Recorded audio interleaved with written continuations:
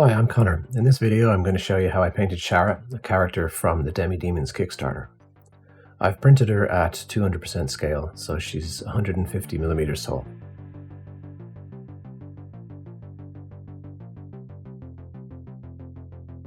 Here I've primed the model with light grey acrylic paint. I find it's easier to see the flaws in the model after it's been primed. So I will usually come back and do a second cleanup pass to remove any support flaws.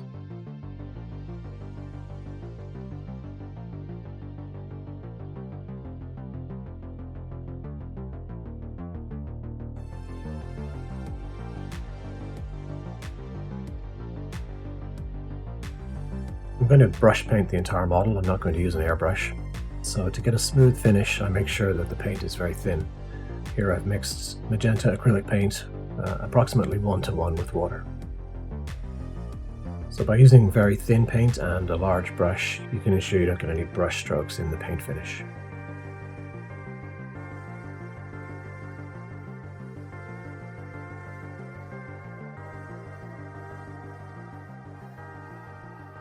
When I need to paint the edges and I need to be more precise, I switch to a smaller brush.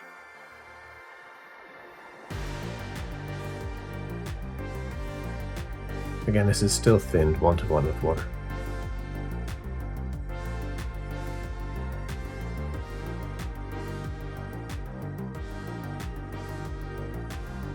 Here's how it looks after the first coat. You can still see some of the grey primer showing through, but that's okay. When I come back and do a second coat, the colour will be richer. Now I want to do some experiments with the skin tone, so I'm going to use one of these practice mannequins. You can get these for free from the Bella Nacht Gumroad store.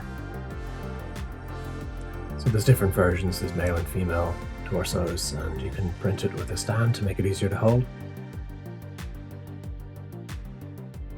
I'm going to try out some different skin tone recipes to see what works well. So here I'm using a tanned flesh paint, and again, like before, this is thinned with water. You can see the water on the palette. And then I'm also going to try a darker skin tone. So my plan here is to try a mixture of base coat, ink wash, and highlight colors to see what looks best before I move to the real model.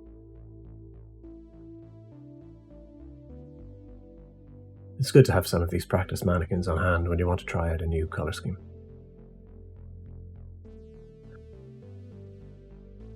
So while the flesh tone experiment dries, I'm going to do the second coat of the magenta clothing.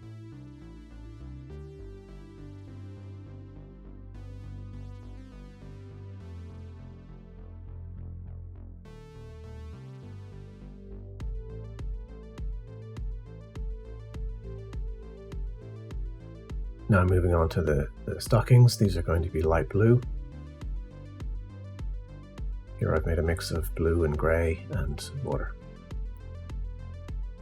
It's important that this paint is particularly thin because I want to use the texture in the stocking later on. I want to do an oil paint wash to make this texture stand out.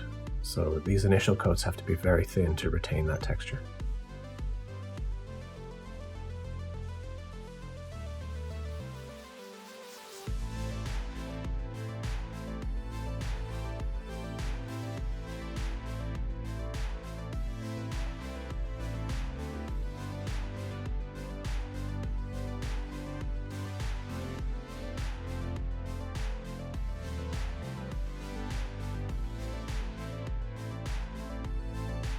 I always like to use the biggest brush possible when I'm painting so that it gets the job done faster, but also so that the entire coat goes down and dries together. You get a better finish if the coat all dries as one. If you've taken so long to get around the model that the other side has already dried, then you can get an overlap. You can see that edge when the paint dries. Now I'm going to try some ink washes over the skin tones to see what looks good.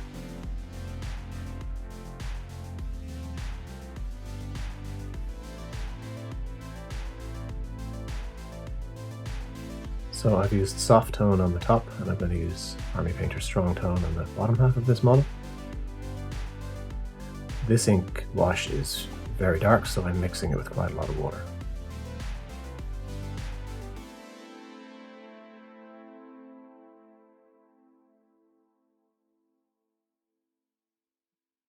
Here's how it looks after the ink wash is dried.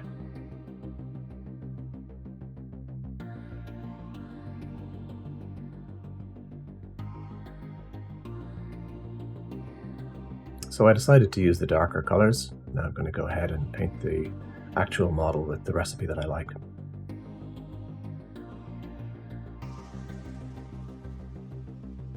Again, note this is very thin paint. It's going to take at least 2 coats to get an opaque color.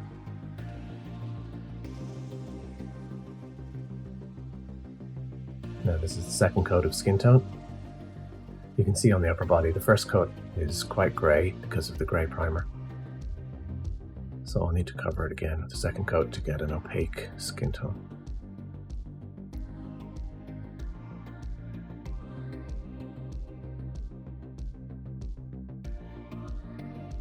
Here's how the skin looks after 2 coats.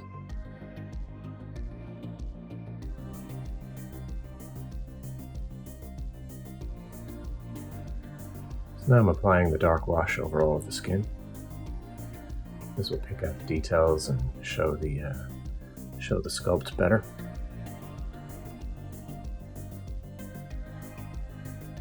For the shoes, I'm using a lighter ink wash, flesh wash. This helps to pick out the wrinkles.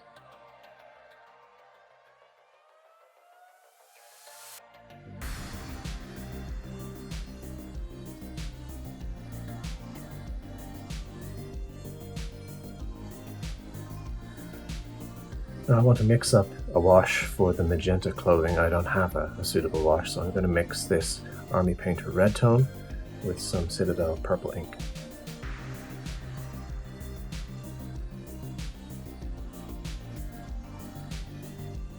Add a couple of drops of water to thin it out. Ink is very strong color, so I'm just going to use a tiny drop to darken this wash.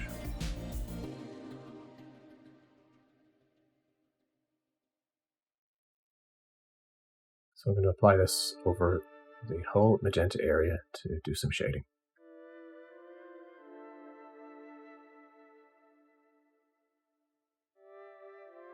Sometimes a wash like this will pool in an area and become too thick. Just take a wet brush and spread it around before it dries.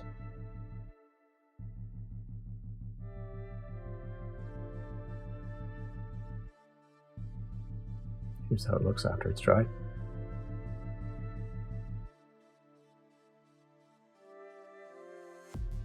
To create the highlight for this, I'm going to use warm colors. I don't want to highlight with pure white, so I'm going to use flesh tones, and then I'm going to use thinner medium to dilute the highlight.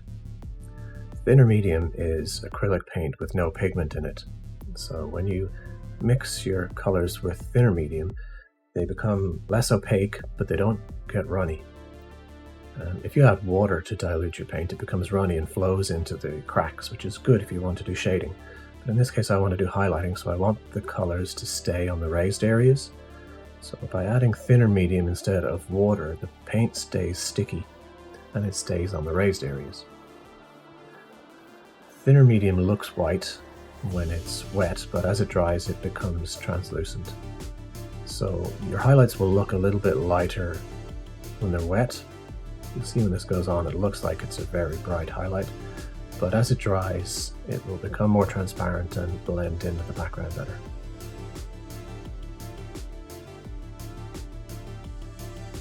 And you can see, unlike the wash which was diluted with water, this stays on the raised areas. It doesn't flood over the whole model.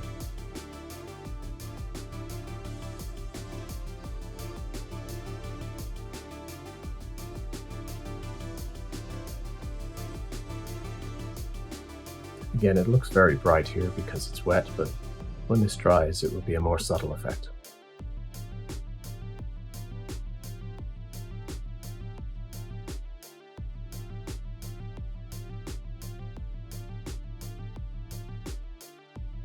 Here's how the highlights look after they've dried.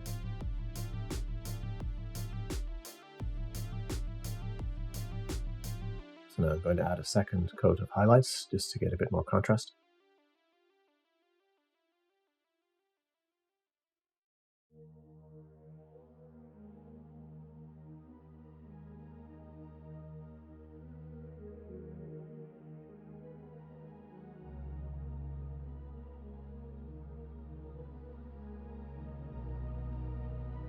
Now to add more definition to the edges, I'm going to do an edge highlight. So here I've made a particularly brighter version, and I'm going to use a thin brush to paint a line along the edges.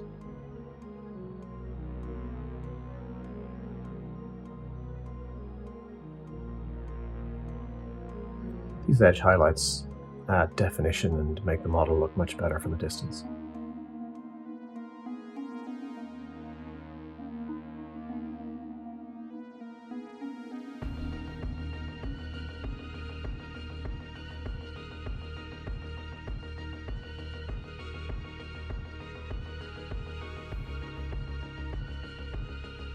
Here's the result of the edge highlighting.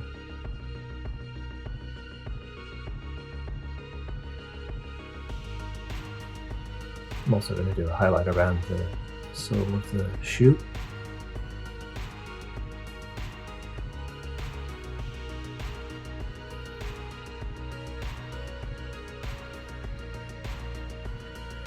Now I'm going to mix up a highlight for the blue areas, which was originally a mix of this blue and grey. I'm going to add a bit of white. So this time I'm using white because I want this to be a cold highlight, whereas the magenta I mixed a warm highlight.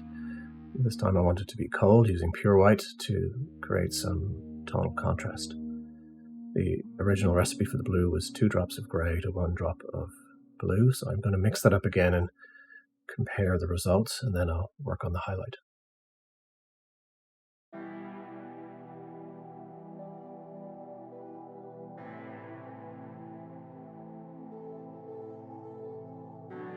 So comparing that to the model, it looks like I've got the mixture right. Now I'm going to add some white to this. And then as before, I mixed some thinner medium to make it sticky and a little bit more transparent. Now you might notice that I'm doing things in a different order here. For the magenta areas, I did a wash first and then a highlight. In this case, I'm doing the highlight first because I'm going to use an oil paint wash to pick out the details in the texture. This clothing has got a nice fabric texture to it, so I thought I'd do the highlights first, seal them with varnish, and then come back and do the shading with oil paints later.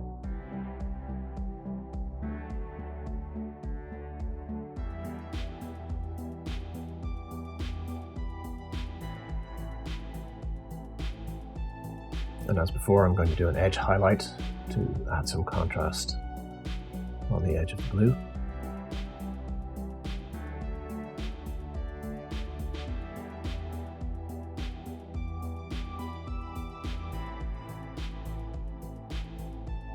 I decided to add some stripes on the outside of the stockings.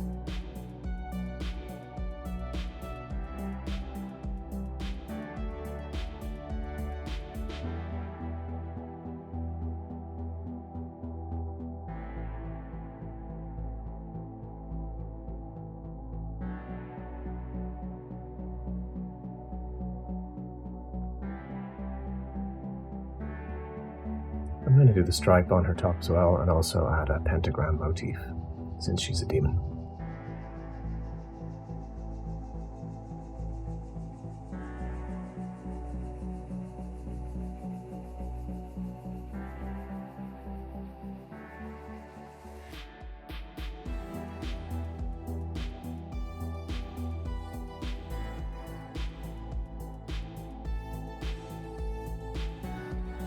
This is an old Citadel paint, Ultramarines blue. I'm going to use that for a second tone on the stripe.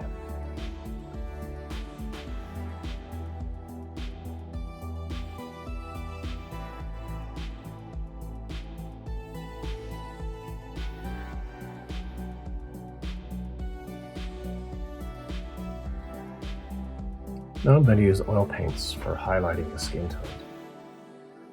Oil paints let you get a very smooth gradient or smooth blend without having to mix up lots of colors. You can create a highlight apply it and then just feather it with a soft brush to get a blend. This would take a long time with acrylics, but with oils it's quite quick. So I just touch on a small amount of paint, and then I take a clean dry brush and spread it. This is a lot like dry brushing. If you've done dry brushing with acrylic paints, it's a similar technique, but you're dry brushing the existing paint to spread it around. Because the oil paints are so sticky and smooth, they spread out into a very smooth gradient. So this is a quick way to get skin tone highlights that are very smooth, without having to mix up lots and lots of incremental changes to blend.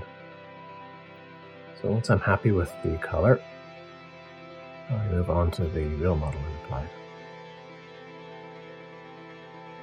You can see that you don't need a lot of this paint, just tiny dots. It's very rich in pigment. It's very opaque.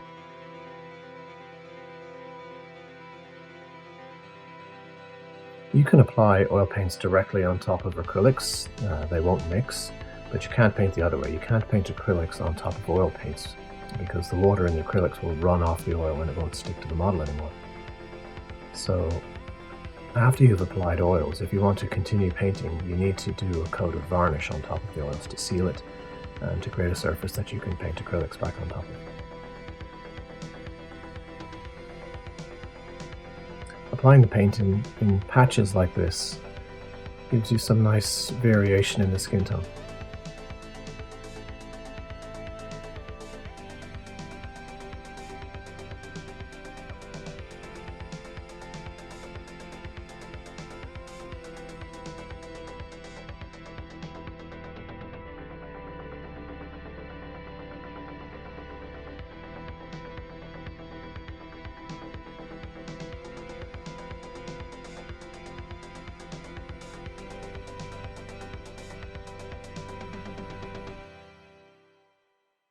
You can remove oil paints as well, so if you just take a cotton swab with some thinner, you can remove the oil paints you've just applied and you can get right back down to the acrylic.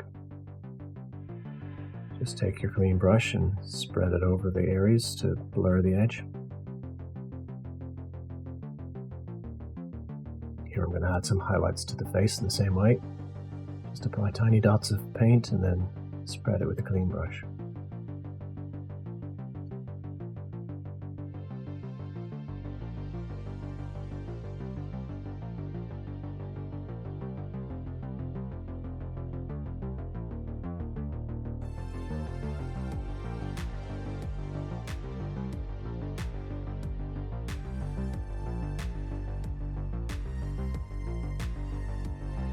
Try to focus on the raised areas that would catch light from above.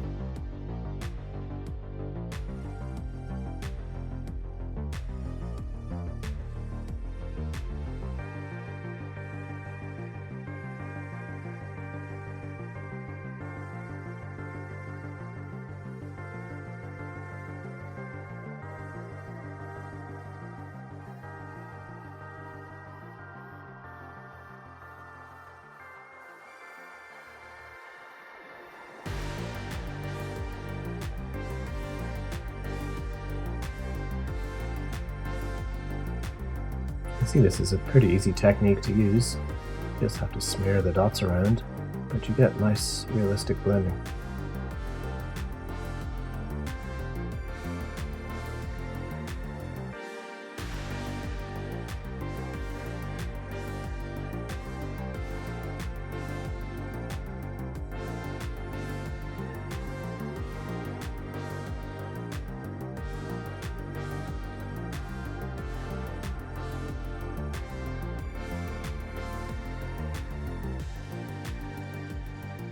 So I'm going to shade the stockings and the other blue areas with oil paint.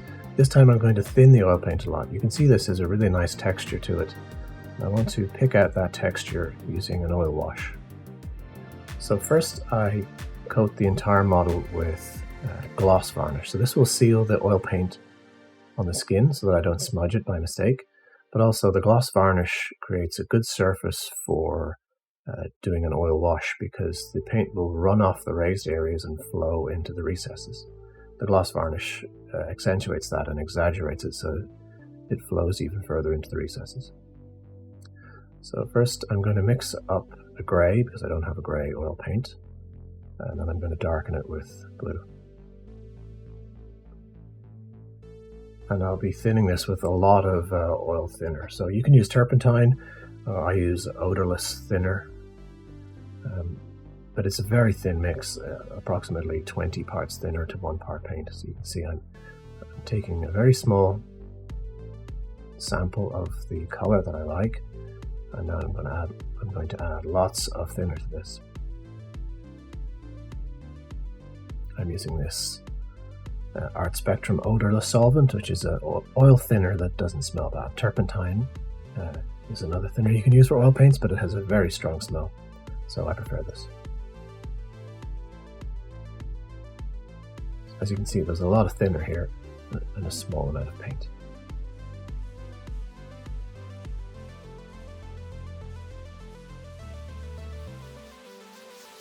You can buy pre-mixed versions of this. They're called panel liners. They come as enamel paints or oil washes, but it's a lot cheaper to buy your own oil paints and make your own.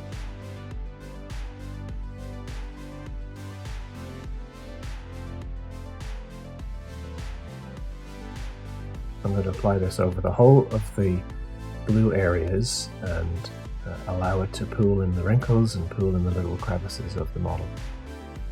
And you can see why it was important to have the initial acrylic coats be very thin, so that this texture remains.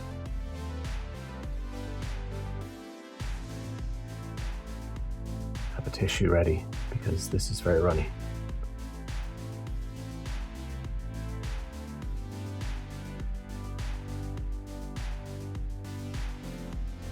Here you can see the paint is doing a good job of accentuating the wrinkles and the folds in the clothing.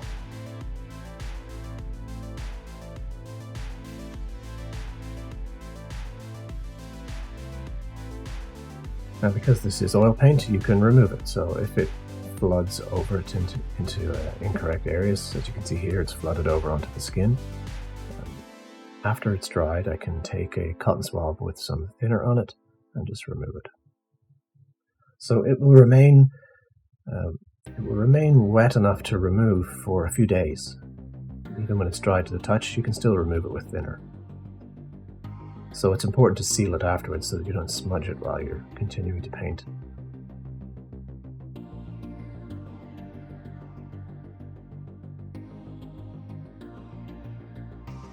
You can see it's coming off quite nicely, leaving the skin tone behind. I'm going to bring back some of the highlights in the clothing by removing some of this wash. So this cotton swab has been soaked in thinner, and I'm using it like a brush to remove the wash from raised areas.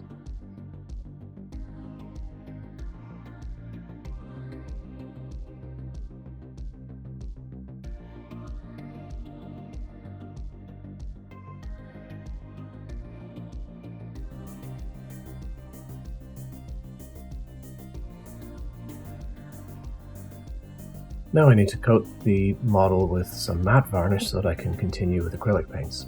You can't paint acrylic directly onto oil, so you need to seal it or coat it with a varnish. Here's how it looks with a coat of Army Painter's matte varnish.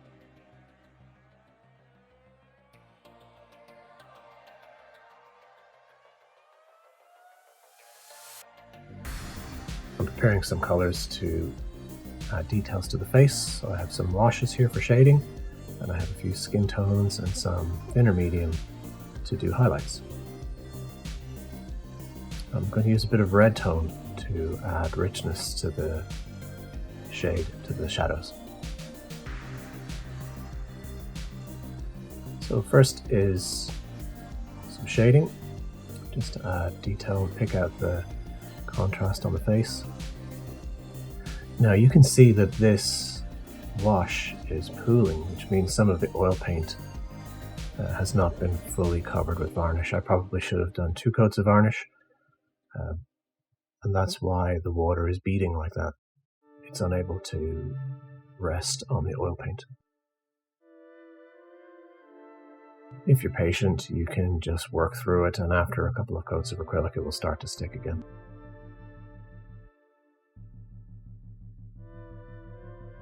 Now I'm mixing a highlight, just to add a little highlight to the nose and cheekbones and forehead.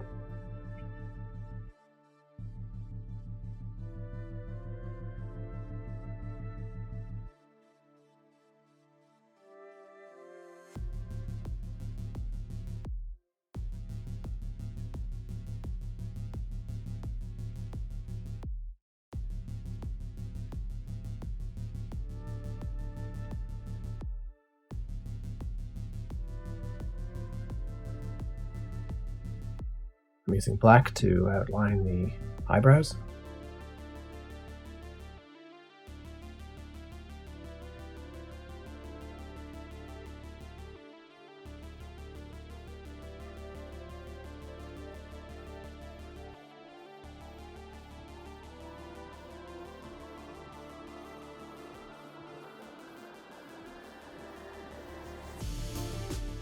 And I'm also painting the upper eyelid with a black outline for the mascara.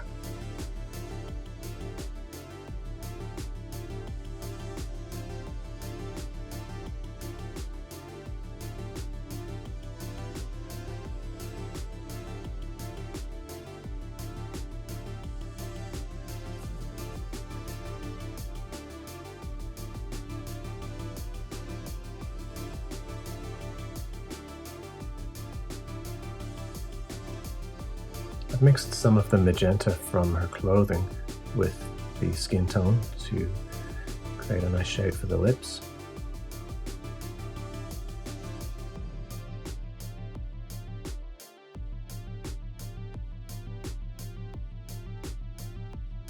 Now I'm going to paint the whites of the eyes. This paint will probably flood over too large an area, but that's okay. I'll come back and refine the lines afterwards. I'm not using a pure white here, this is a bone or an off-white color.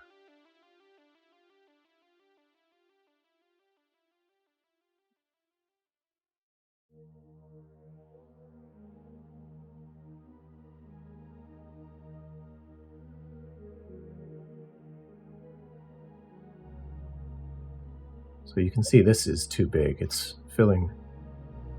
overflowing the edges of the eyes a little, but that's okay. It's easier to paint the black line back in afterwards.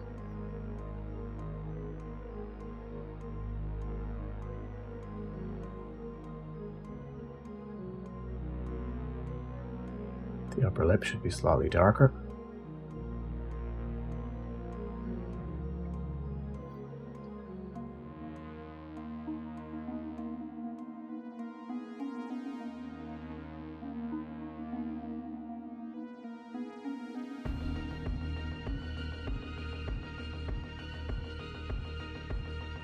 The lower lips should have a glossy highlight, so I'm going to add a few little specular dots of highlight.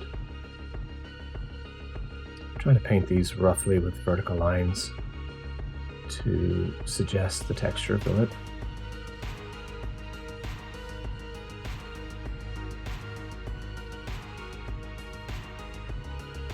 Now I'm painting where the white of the eyes went too far, and I'm painting back over with black to recreate the correct eye shape.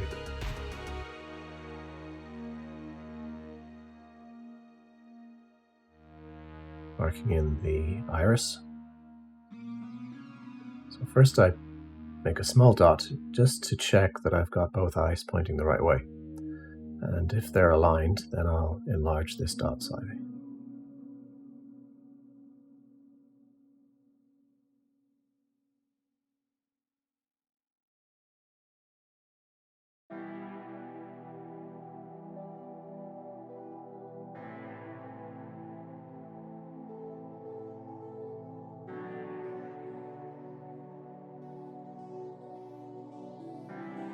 Okay, they both look like they're parallel, so that's good. Now I'm going to dot the pupil.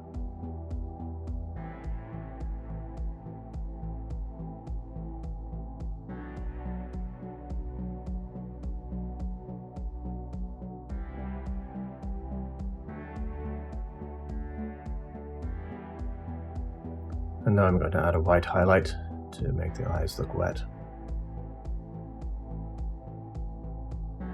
That one is too big. I'll have to go back and fix that. That one is good.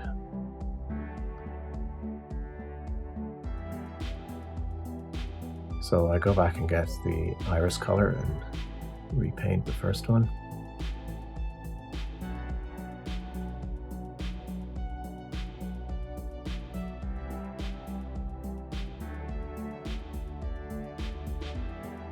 And then I'll try and do that highlight again and make it smaller this time. It's better. Here's how the eyes look. The sculpt has some nice veins visible on the hands, so I decided to highlight these.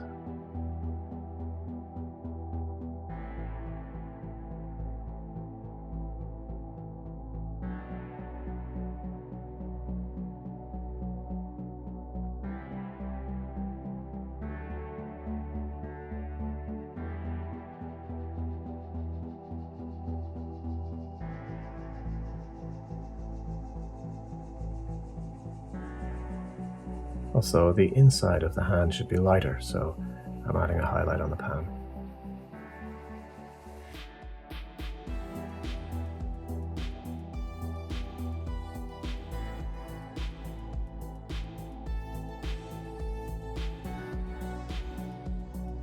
Some nail polish, match your lipstick.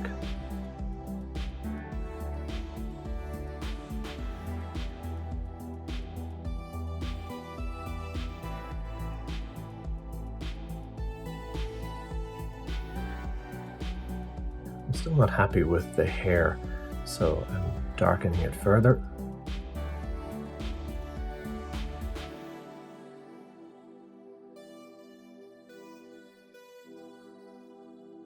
And then I'm dry brushing it with a highlight to pick out the texture.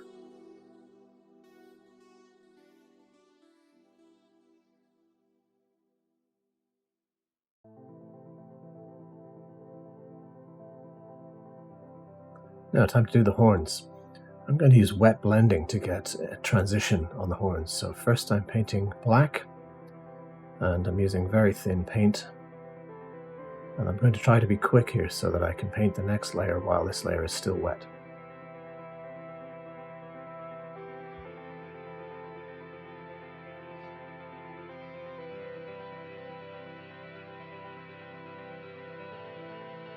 Now, before this black has dried, I come back with a tan color, paint the ends of the horn.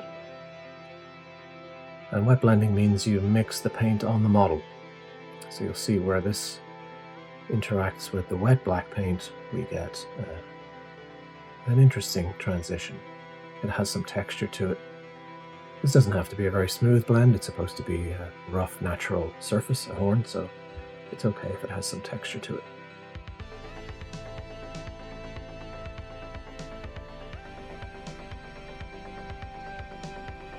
Now I'm going to pick out some highlights along the horn.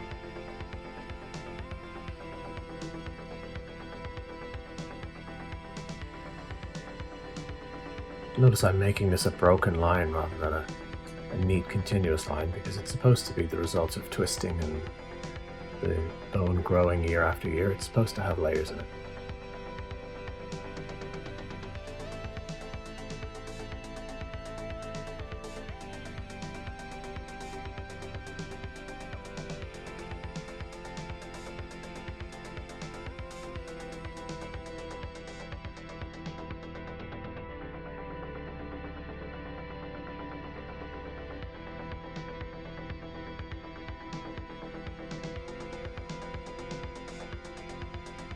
Now I'm repeating that with the dark line. Rams and goat's horns tend to have these stripes in them.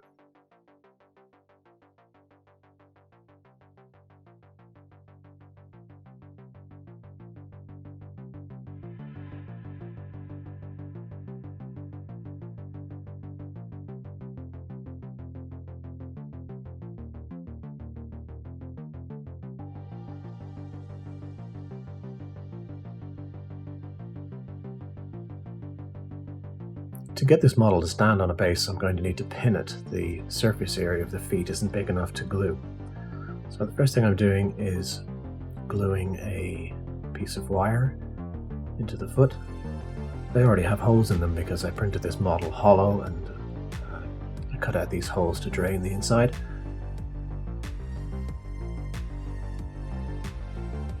So this super glue is just to hold the pin in place. This won't be strong enough for the final bond. I'm going to use a 2-part epoxy putty to attach the model to the base.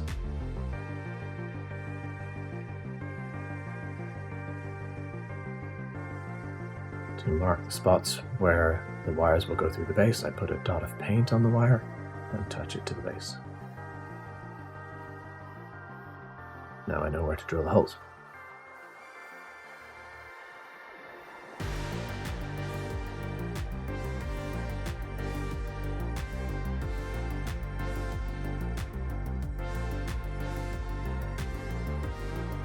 Good, it fits.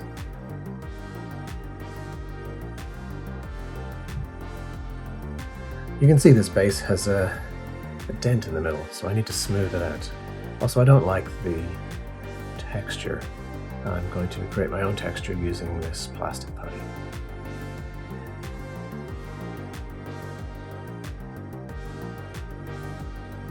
So I spread the putty over the whole base, and I try to leave the center part filled in to remove that dent. I'm using a wet brush to add some interesting texture to the putty before it dries.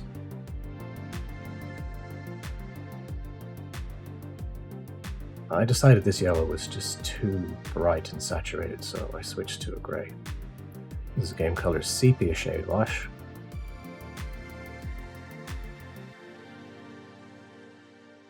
While it's still wet, I'm going to add dark tone to the middle to create a shadow.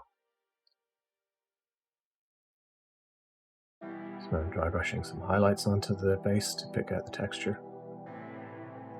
And then a second pass of highlights, I focus on the edge. I felt like the shadow had been obliterated by the dry brushing, so I've added another wash of shade to the center of the base. Now the base is done. Time to finish off the edge.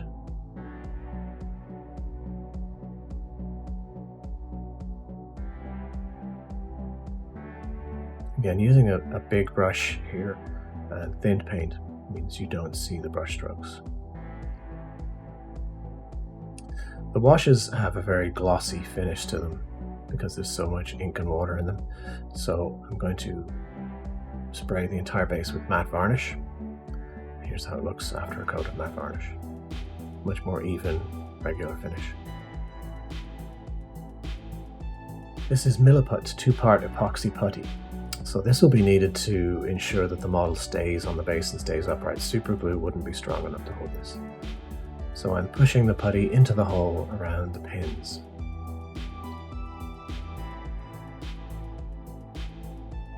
I don't need too much on the top part here. I want this to press right up against the base. I'm going to add more putty on the underside here, which will hold the pins in place.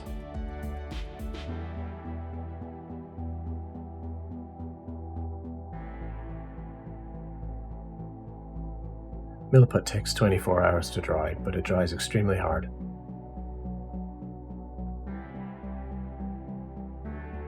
You can use some water to smooth it.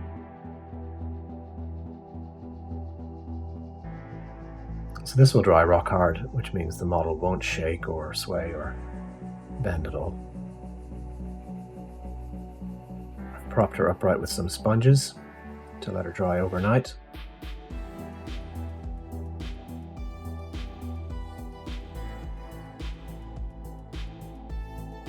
And she's done. Thanks for watching. I hope you found this useful. If you have any questions about any of the techniques, feel free to leave a comment.